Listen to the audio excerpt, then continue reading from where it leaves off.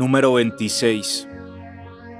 En esta librería hay libros de ciencia ficción que prefieren vivir en las burbujas. Hay libros impecables que nadie ha leído, porque sus afirmaciones no dejan paso a la duda. Libros desgastados y maltratados, cuyos relatos, hermosos en otro tiempo, han quedado sin vigencia.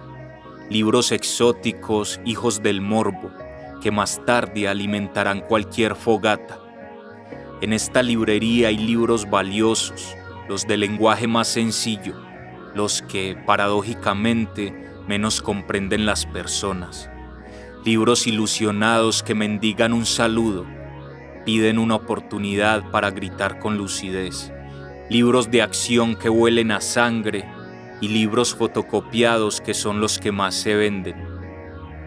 Cuando salgo, un viejo libro que recicla fotografías del pasado me ofrece una respuesta: la librería.